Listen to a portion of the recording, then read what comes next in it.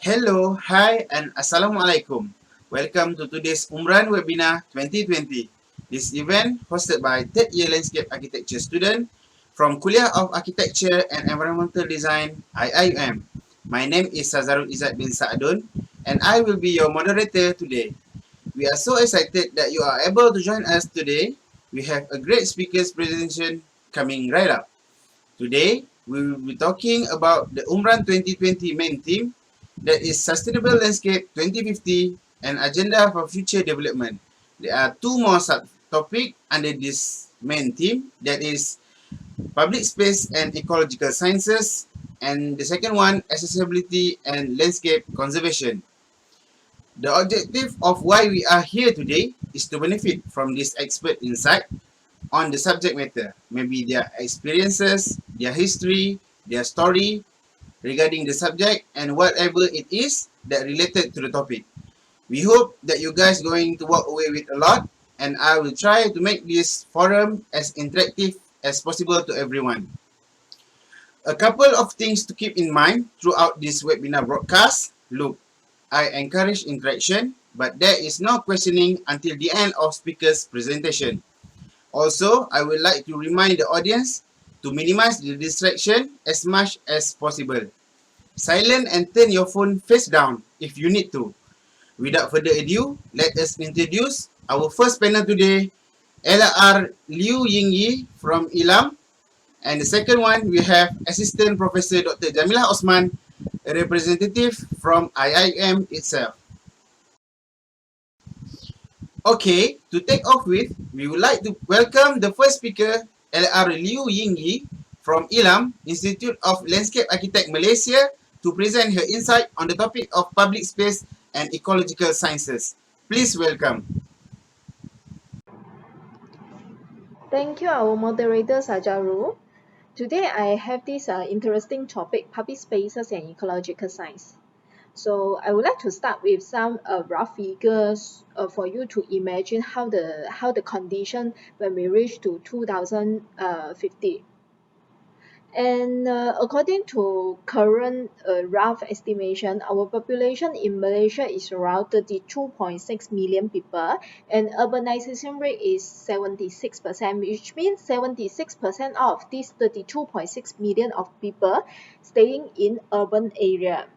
And from the Department of Statistics Malaysia, projection of this population by 2050 is 44 million and urbanization rate is 85 to 90%.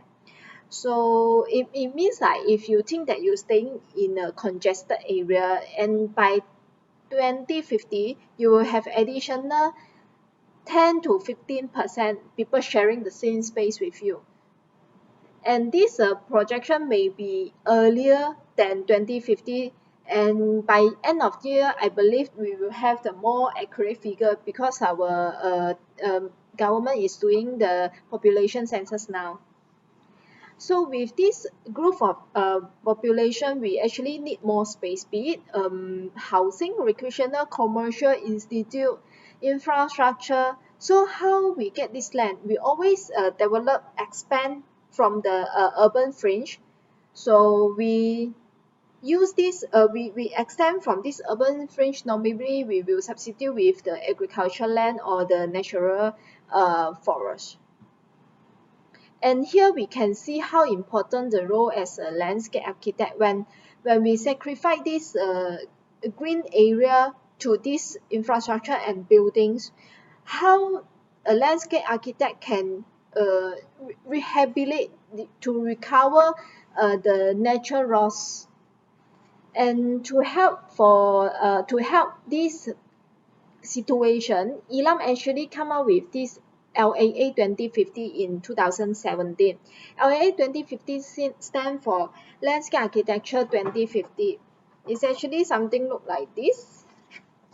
We have 10 focus area, and this 10 focus strategic area. So we actually divide the scope and help landscape architect to direct them. How should we focus to better on this situation, especially the problem with this population growth?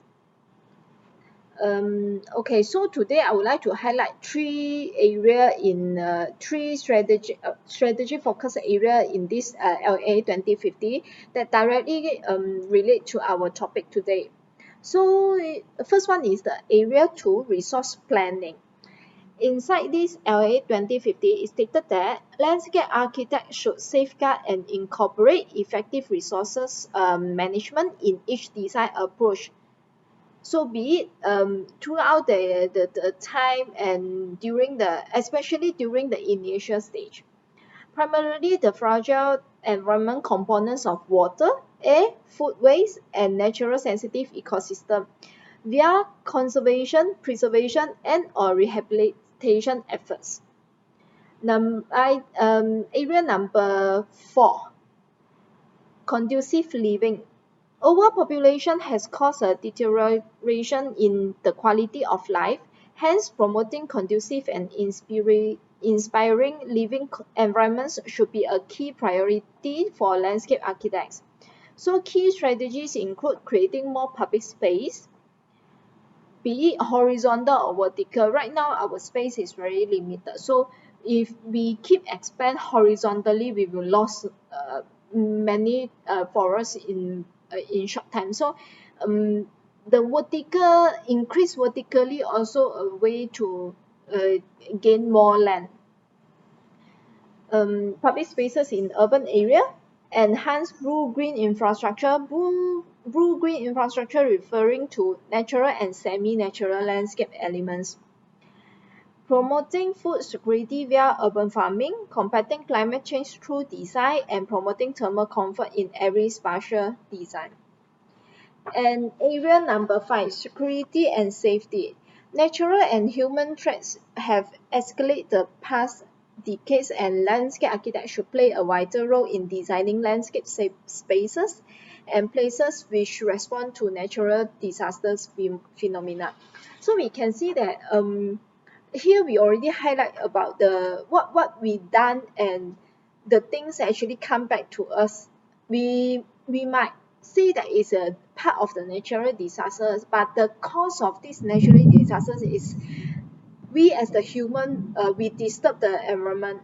So the chain effect is happening, and the effect is actually directly fall on us. So one of the example I would like to highlight is like the flash flood. We always heard that some people say because the rainwater volume increase. It doesn't true, because the main issue of this is the surface runoff cannot get into the river on time. Before this situation happen, the housing area, the development still surrounded by a lot of natural ground, so the water can seep through, and of course the trees help to reduce the rain speed, and then the water can seep through into the ground. Of course, partly on the hard surface, it will just flow to the drain.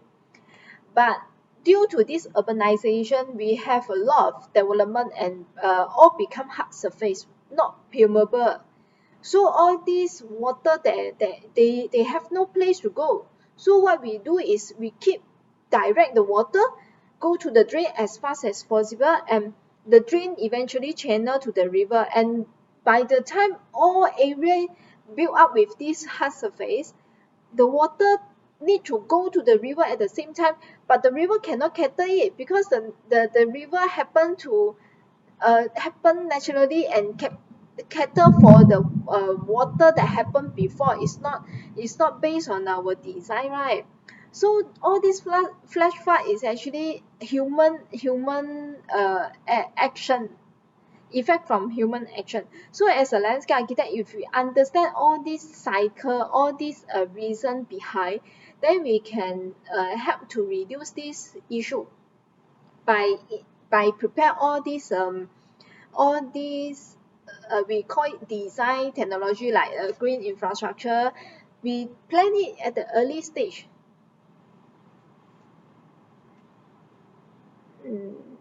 Okay, another thing we always look at the other ecological science, right? When we talk about ecological, we always will think about flora and fauna and wildlife. Actually, they are part of the ecology. So as a landscape architect, besides of knowing all these living organism, we also need to understand fully about all these biochemical cycles, such as carbon cycle, hydrological cycle, rock cycle, nitrogen cycle, sulfur cycle, and so on. By understand all these cycle, we can design to incorporate uh, at at we design the space, at the same time provide for human needs and fulfill the wildlife needs. At the same time, we try to recover and balance the disturbed environment. And another thing that we need to really study through for the start now for the next 30 years is multifunctional landscape. Multifunctional landscape is a space when we design is not only taken for single use. If possible, because our land is very become lesser and lesser. So when we design a green space and landscape area, if possible, we try to increase the usage more than one. Um, One example is like public park. So public park, besides of design it to provide shade, to provide canopy area for wildlife, to be provide recreational area for human to use, like recreational like jogging, walk around, relax.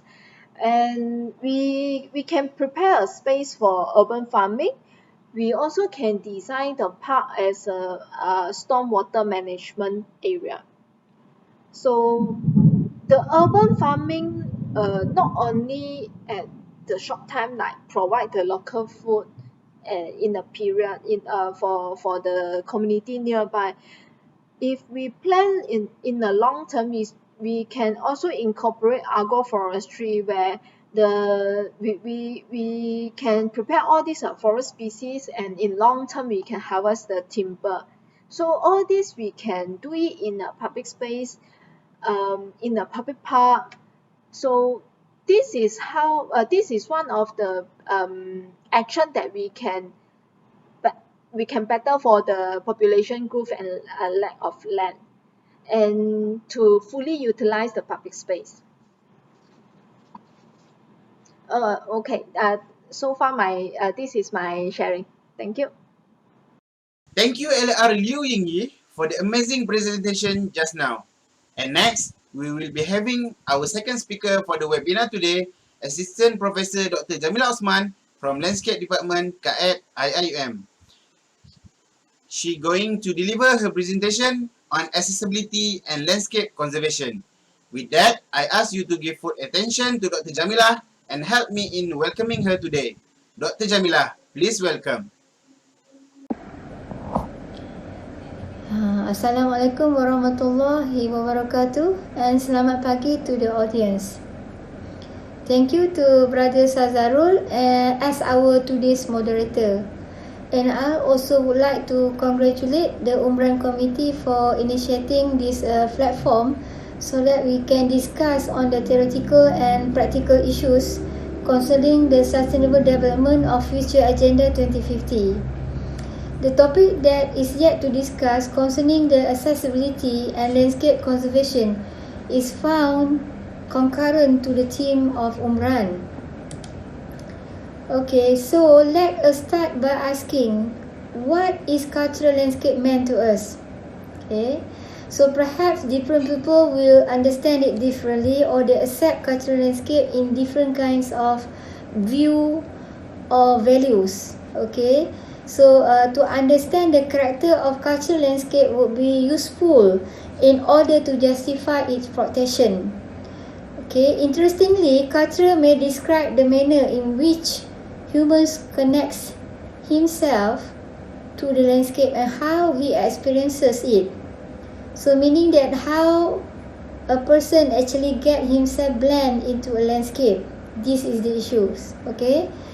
So for instance, we take a case of Kampung Baru. year in, year out, if a person has been there, you may experience or you may want to appreciate the social economic value of the landscape. Okay, people may go there perhaps to enjoy a plate of nasi lemak, or perhaps to enjoy the taste of tom yum or something like that. So again, this is another value that we may categorize it as a social economic value. So this is my personal view. Perhaps others may view and observe it differently. In that manner, we have the two connectivity between a man and an environment. So this describes a complex society from the pre to the modern eras. Thus, an argument that debates that a cultural landscape should involve human touch, to me, I think has basis. Okay. So having familiarized with the character perhaps may lead one to a protection exercise. In terms of protecting a cultural landscape, normally it can be done through preservation, restoration and conservation. I wouldn't want to explain the meaning each of the terms. I think when come to that, I think each one of us is able to actually, notice that certain protection has to go with the aims of the development that shall take place on the site. Okay, so cultural landscape should be protected. Why we need to protect a cultural landscape that has heritage value? All natural landscape has heritage value, because of course we have heard about we need to sustain the landscape for the future generations. I think if you read what we call it, Brundtland's report, so it evolved from the 1992 Brundtland report on the sustainable development. So coming back to our issues, when we talk about cultural landscape, the protection and whatnot, I think the issue has been quite popular among the built environment circles. Okay, and even the laymen also come to aware about that. Okay, that's why the issue has become quite popular in the contemporary studies. So in order to protect a cultural landscape, or perhaps most of us like to use the word conservation. In order to conserve a landscape, perhaps first of all we need to identify the significant values inherited in the landscape. So by having that information, it can actually assist us for the kind of protections that need to be done on the site, and perhaps it helps us to identify the types of heritage management and also the type of enforcement. Okay. From there, a specific value of a cultural landscape is determined. Beside cultural, what are other values which need to be identified? So we need to understand a landscape, a cultural landscape may consist of multiple values, such as natural, architectural, environmental, ecological, and others. Okay, for instance, if we take a look of Fraser Hill, okay, hill ecosystem, definitely it has cultural landscape left by the colonial. It has architectural value. It has natural values. So among these values, we need to verify which value would be the most significant for us to actually preserve, restore, or conserve. So an effective identification exercise is thought effective, okay, when it involves both parties such as public and authority. Okay, talking about that, there are several conservation models found having engaged the public to identify the values of the cultural landscape. So what is the significant value that the people prefer the most? why we should engage the people, because landscape is considered in many what we call it, in many occasion, landscape is can considered belong to the public. So they have every right to say that this is my landscape, this is the value that I would like to defend or to protect. So for instance, if we study the conservation system practice in the municipality of Kyoto and in the state of New South Wales, we found that the right of the public is given to them at the early stage of the identification of the value of a landscape. Okay, it's just that the level of identification, perhaps it ends until the state, and sometimes it may ends until the national level. So it depends on the legislature of the what we call it, the policy or the act that the municipal or the state has engaged with. Okay, a community then for instance in Kyoto is asked to identify the value of the landscape with the support of what we call it, documented conservation system imposed by the authority, and they are given the right to actually take care of the landscape after having assessed the values. Okay, if the authority found out that the value of the landscape has the potential to be listed in the World Heritage Site, so there will be another process of conservation taking place, and that actually when come to that process, the role of the authority has become greater in that particular session. Okay, so cultural landscape sometimes can be complex. Okay, I myself thought cultural landscape is very unique because it can happen in an urban or rural setting. Okay, we can actually identify cultural landscape in a park, in a garden, or in a historic site. And in fact, in Malaysia, I think it's quite fascinating because cultural landscape can be identified in our agricultural landscape, such as our paddy field. Okay, and that is the question whether whenever the development take place and our paddy field we get sacrificed for the purpose of development. So that is a question whether we still want to protect our cultural landscape in terms of paddy field.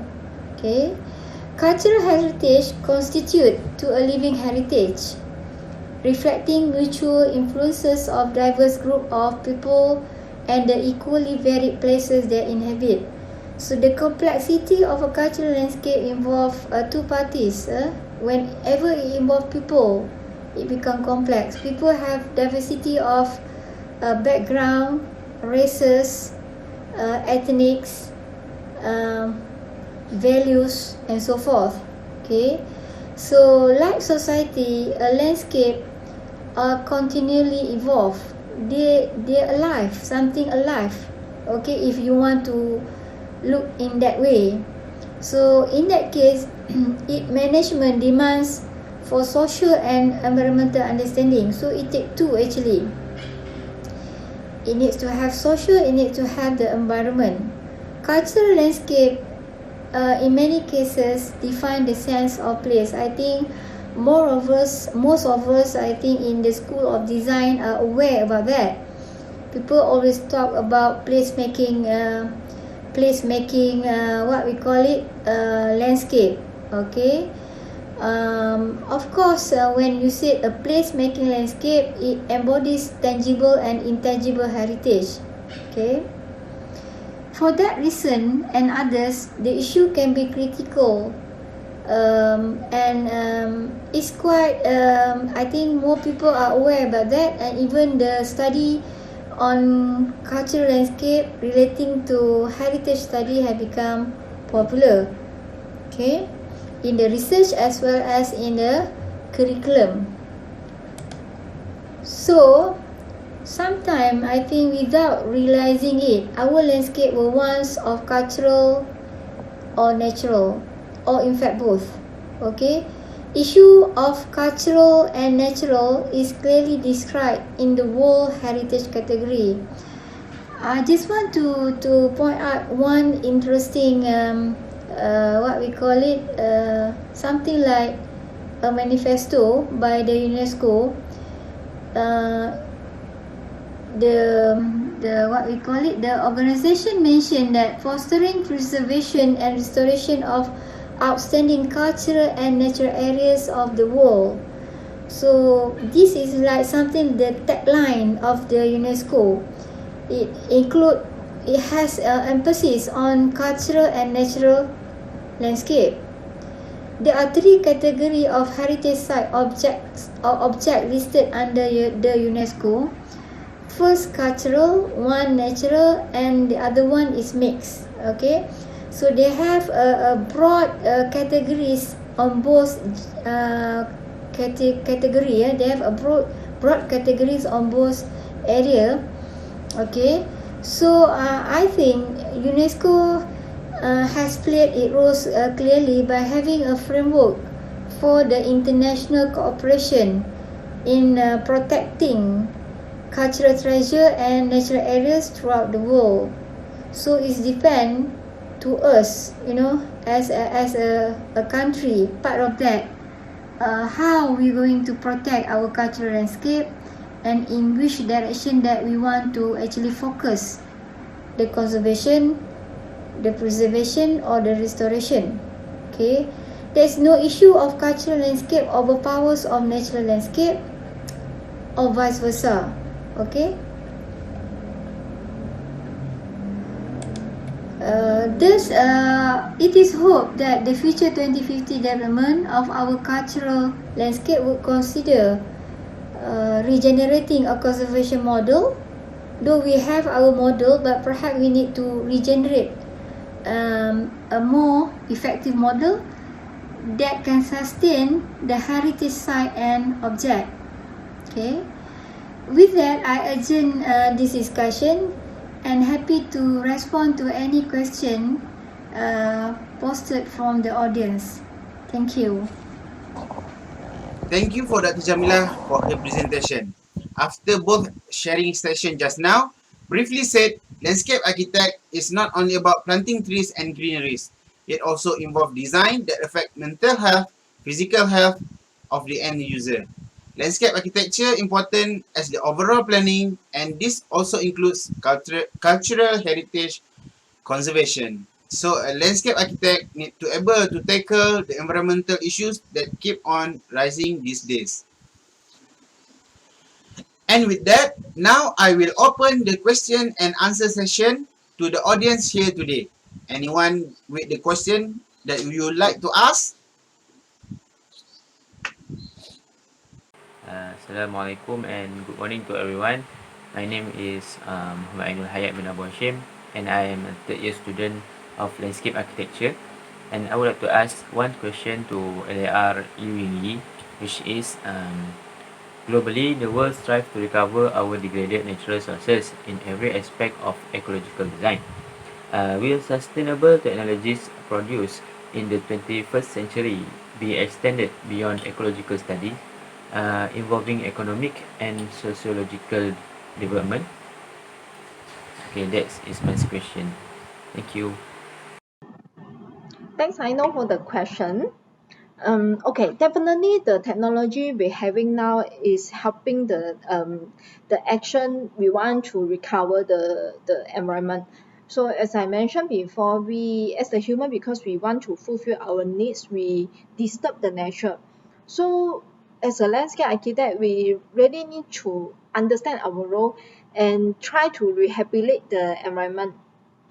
And right now, some of the technology that I think is really need to use more in the future, and such as solar power lighting, be it lighting or other equipment, but using the solar power. Because solar is the sunlight solar is free, then we if we harvest this free source of energy and utilize in our area, we get a lot of benefits, such as we reduce the use of cable, we reduce the use of energy, and without all this demand to the electricity, you actually subsequently you help a lot, because when you reduce the substation, you actually reduce the remaining transmitter. You actually no need to have all these substation that connect to your place, and without all this demand to the direct electricity, we actually no need to build so much of them. Dam is something they will damage the environment during the dam construction, and the chain effect is actually a lot, including damage to the wildlife, the ecosystem at the original space, and disturb the water drainage and water system. And the second one is rainwater harvesting. And rainwater harvesting is very important to mitigate the flooding issue. As I mentioned before, because we have no space to let the water seep through into the ground, then what we can do, we actually can install this rainwater harvesting system in the development itself. So we store the water, and by storing this water, we can slow down the surface runoff that go to the drain, and eventually the river have enough time to channel the water to the sea. And the other good thing of this rainwater harvesting is we reduce the use of direct water, because we have this water, and rain is free, also it fall from the sky. So why not we just follow our ancestor culture? We just store, during last time during the raining day, what we do, we store the water and later on use for wash the floor and so on. So this system is actually just keep the free water from the sky, and later on use to flush in the toilet, irrigate the plants, wash the floor. And the third technology I can think of is permeable paving. This permeable paving is where the hard surface that allow water to seep through. So this is also one of the technology that we can use to reduce the flooding issue. And this paving basically install on the surface of ground, of course with all this foundation underneath, but the water actually seep through and go through the crusher run and go into the ground. So by let the water seep through into the ground, we actually balance back the hydrological system, instead of let the water surface run off, go to the drain, go to the river. And I believe technology is something that keep improving from time to time. So from now on, I will hope that a lot more technology we can have in the future, and to reduce this damage what we did before. So we try to recover all these damages. So I hope next time the student out there, they will understand how important we understand all these ecological science, and with this help of technology, we can educate our client, let them have slightly more little budget, but very big impact and benefits for the future. Okay, thanks. Any more question? Assalamualaikum warahmatullahi wabarakatuh. My name is Muhammad Hazamal bin Muhammad Sofian from 3rd year Landscape Architecture. I would like to ask question to our second panel, which is Assistant Professor Dr. Jamilah binti Othman, regarding cultural landscape. So basically, cultural landscape always associated with a historic event, culture and aesthetic value. However, are cultural landscape today valuable for nature conservation? If so, which one more likely to be a better preservation? Is it cultural landscape or nature conservation restoration project? Thank you. Thank you, Brother Hazamal, for the question. So I try to answer to that question. Okay. So I would like to suggest that cultural and natural landscape should be developed with mutual understanding and sensitivity in order to succeed the future 2050 agenda. Why I'm saying that is that there are two categories that have close heritage relationship and remain confined and valid in the landscape conservation paradigm.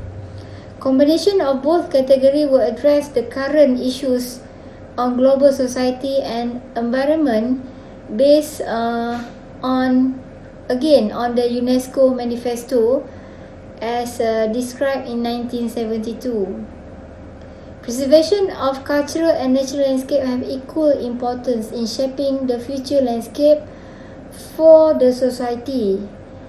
So, the public should be given equal decision to determine the significant value in landscape with support of legislature, meaning that we need to have a certain policy and act actually to monitor, the expectation of the public on their cultural landscape. A preserved, restored or conserved landscape can only sustain through effective enforcement that can be traced in the conservation system developed in Kyoto and New South Wales. So here legislation is mandatory to sustain our heritage landscape for the future 2050 agenda. Okay, so with that, I hope that I answered to your question. Thank you. All in all, we are already at the end of our webinar session today.